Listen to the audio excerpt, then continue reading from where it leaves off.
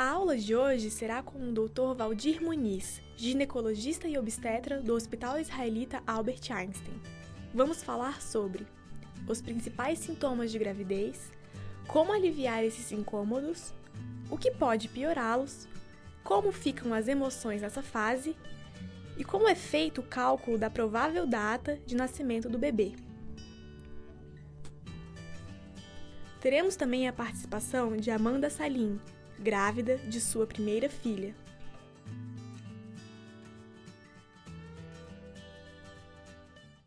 Os sintomas, que é aquilo que as pessoas referem, e os sinais é aquilo que a gente pode observar e que a paciente também observa, no início da gestação eles são diversos. Eles diferem de paciente para paciente, de momento do início da gestação para outro momento um pouco mais tardio. E o principal que eu considero é o atraso menstrual.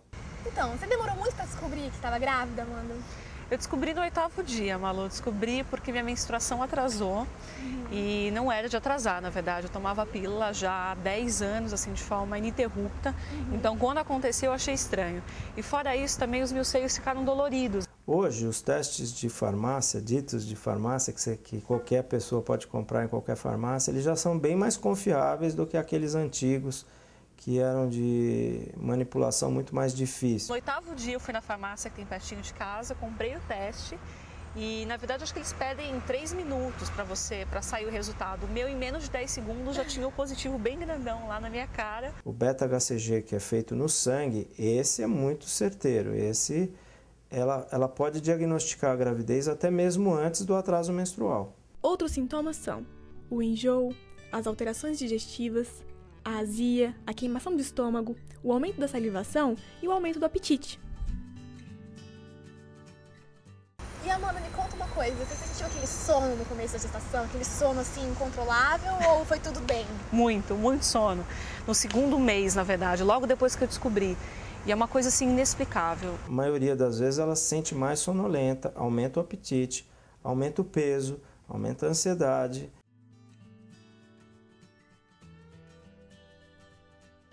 O comecinho da placenta, que a gente chama de trofoblasto, o citotrofoblasto e o sincício trofoblasto, eles produzem hormônios iguais ou muito similares aos hormônios que nós produzimos no nosso organismo, em quantidade um pouco diferente. E esses hormônios, eles influenciam os mais diversos departamentos.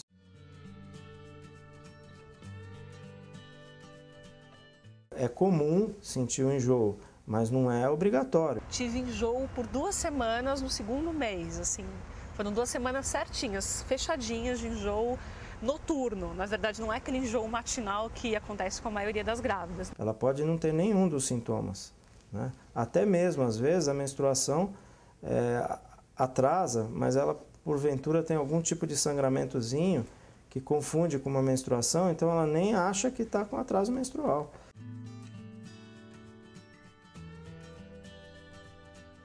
Se a mulher está grávida de gêmeos, ela tem mais quantidade de placenta se formando, ela vai ter uma quantidade maior, provavelmente ela vai ter um pouco mais de enjoo.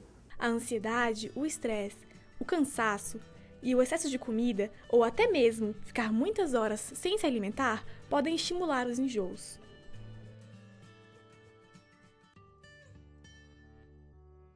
A gente pode medicar com os medicamentos mais tradicionais, antieméticos, e procurar que ela fuja dos períodos do dia que ela se sente mais enjoada, e também o hábito alimentar, ela tem que comer aquilo que apetece. Às vezes os gelados vão bem, então nós temos que ter muita atenção no fato dela não se desidratar. A hidratação na gestante é sempre muito importante, é mais importante do que numa mulher não gestante. Nessas fases de enjoos e vômitos, um copo d'água atrapalha mais do que ele ajuda.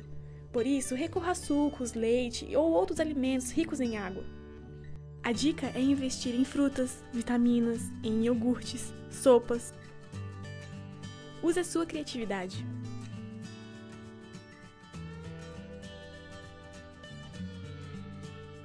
Elas já sentem alterações psicológicas, porque isso tem a ver com toda uma vida, com a infância dela, o que ela passou, com as expectativas, né?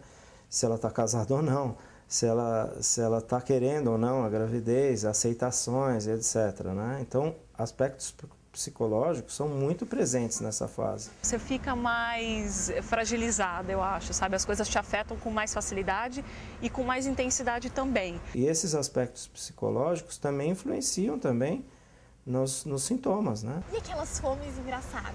Você teve algum tipo de episódio? Eu quero comer jiló às 3 da manhã, alguma coisa engraçada assim? Tive semana passada. Semana passada me deu vontade, uma vontade louca de comer crepe de chocolate com banana. E aí, à noite, tomei banho, fiz meu marido sair de casa comigo, a gente foi, atravessou a cidade, a gente foi num shopping que eu sabia que tinha para comer. Depois, não contente, fiz em casa, comi mais uns 4. E essas fomes diferentes e esses gostos diferentes, eles ocorrem. É clássico isso, a mulher acordar, querer uma pizza, querer morango quando é fora de época. Enfim, e aí o marido tem que sair de madrugada para ir no supermercado para achar alguma fruta que não tem na época, pegar congelada, essas coisas acontecem, mas elas têm um cunho psicológico, têm um cunho hormonal discreto, né, e ocorrem. E a gente calcula a gravidez como demorando a gravidez toda como 40 semanas em média. E a gente começa a contar as semanas a partir do primeiro dia da última menstruação, porque muitas pessoas querem calcular do dia que ela engravidou. Você pode calcular a data provável de nascimento do seu bebê. Por exemplo, se você menstruou no dia 2 de abril, como abril é o mês 4, você vai somar ao dia 2 mais 7 dias e subtrair 3 do mês 4, ou seja, a data provável de nascimento do seu bebê é 9 de janeiro. Se ao fazer este cálculo o mês virar, aí a conta será outra. Por exemplo, você menstruou no dia 27 de junho. Se somarmos 7 ao 27, vai dar dia 4 de julho. Daí você vai subtrair 2 e não 3 do mês da última menstruação. Logo, neste caso, a data provável de nascimento do seu bebê é no dia 4 de abril.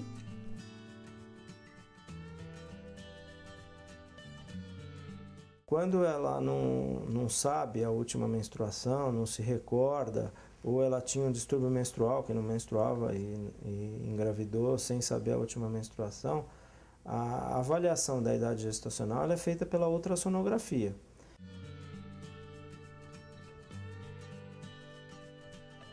Bom, assim que a gravidez inicia, o útero começa a crescer e começa a mudar a sua forma, né? Mas ele só começa a ter volume perceptível pelo paciente após a 10ª semana. A minha começou a aparecer com uns 4, 5 meses, assim, eu acho que demorou um pouquinho, eu fiquei bem ansiosa também, eu queria que aparecesse logo.